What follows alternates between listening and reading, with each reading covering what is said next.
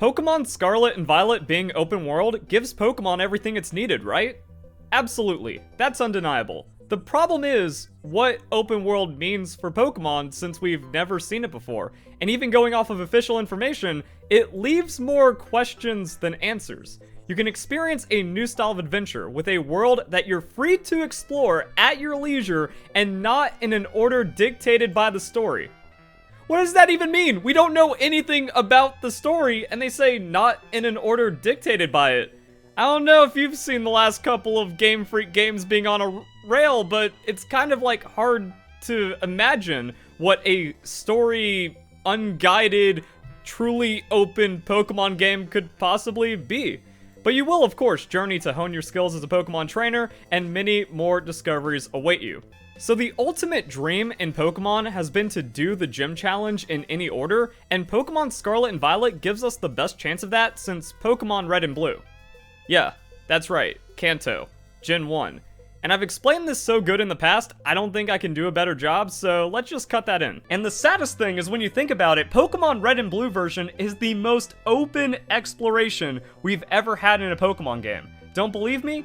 In the original games, you can go Brock, Misty, Koga, Blaine, and then whatever gym order until Giovanni. That you can actually kind of wander around and like scuff your way through the Kanto region to do that gym order, and then every other Pokemon game has mostly gated you except for like a couple of freedoms inside like Johto or something.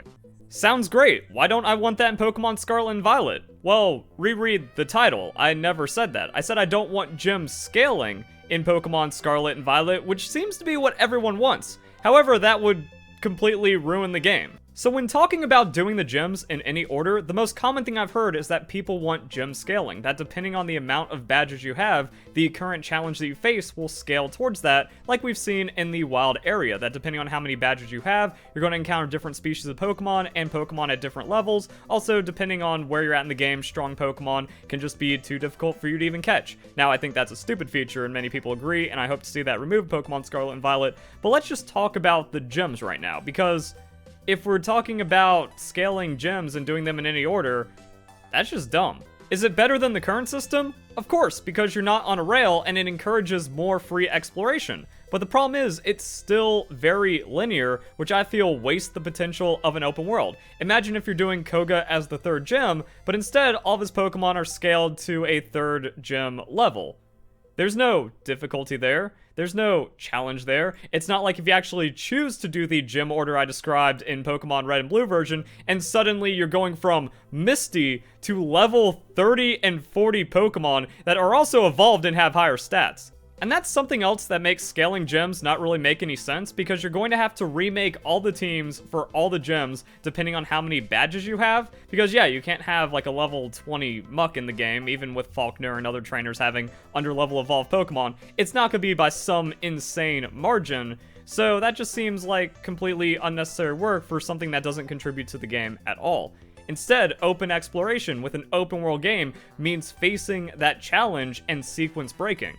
What makes open world games like Breath of the Wild and Elden Ring so appealing is that you get to choose your own adventure. Do you want to go to the hardest bosses and try to beat them under level and under gear? Yeah, you can do that. You can also just complete the story, get OP abilities and weapons, and also get some character levels, and then you have a more streamlined experience. But with an open exploration, you're able to do whatever you want, and that creates a lot of really interesting gameplay. I found it outrageously, unbelievably frustrating to have Pokemon you can encounter in the wild area just not be catchable even though they are a fierce challenge. Gengar? That was just the raw reaction of, wait a second, a fully evolved trade evolution Pokemon in the middle of my Pokemon game? Okay, that's pretty hype. Alright, let's check this out. What's my team level and what's this strong Pokemon's level? Oh! Level 30 versus level 60. You don't even need the audio to hear my... Oh my god! And there's me contemplating the ultimate Pokemon challenge. Can I do it? Can I int away my entire team to take on this Gengar well under level? Well, that's the same kind of challenge you see in... Well, I just got wrecked. But that's the same kind of challenge you see in any open world kind of game. So here we are, 7 minutes later, and many resources invested just for a wild Pokemon that once you beat the game becomes completely trivial. Like, yeah, level 60 strong Pokemon, that means nothing. I'm relying on paralysis, outspeeds, revives, and I am desperately doing everything to defeat this Gengar. My reward for throwing my entire, completely underleveled, disadvantaged team at it? Barely any experience. And you can see my pain. Those restrictions cannot exist in a free exploration, richly expressed open world game. If I throw everything I've worked for at that point to take on a greater challenge, then I deserve it. Should I catch that Gengar, go to Koga, like the 5th or 6th gym, and then do whatever I want from there? Absolutely. That's open world. It's no different than some of the crazy achievements and accomplishments you've seen from Breath of the Wild, Elden Ring, or other games that let you sequence break. So that open world gameplay is something we lose from having scaling gyms for absolutely nothing in return. Now, one thing that gives me hope is that if we look at the trailer, it seems to enforce the open world philosophy. We meet up with our friends, and then we split up to explore every corner of this unnamed region, and we encounter some pretty powerful looking Pokemon. Or at least powerful relatively, because yeah, we just have our starters. This seems like a pretty low level fresh experience, but that's Colossal. Colossal evolves at level 34, so if there's no strong Pokemon restriction, which if you're advertising open world you can absolutely not allow, then yeah, I can go out, try to battle, defeat this Pokemon, catch at level 34. Ooh, I'm probably in a high-ish level area anyways. Let's go and take on that level 30 gym. That should be the 4th gym, but it's gonna be my 1st or 2nd badge. That sounds like a really cool adventure.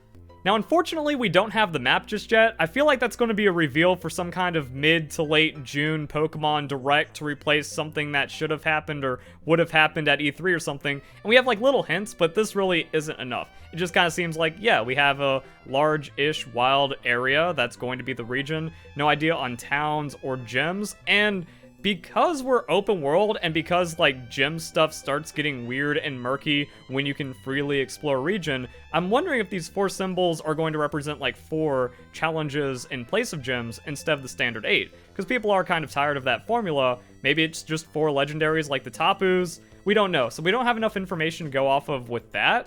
But still kind of interesting to see how much potential awaits us in how we're going to explore this open world Pokemon game. So that's cool. So we have the best setup for Pokemon gameplay mechanics through an open world that only the Pokemon series can deliver, with pretty much no downside. Now, idiots will still try to make stupid arguments like, well, if you just go and catch a high-level Pokemon and steamroll through the game, then there's no challenge.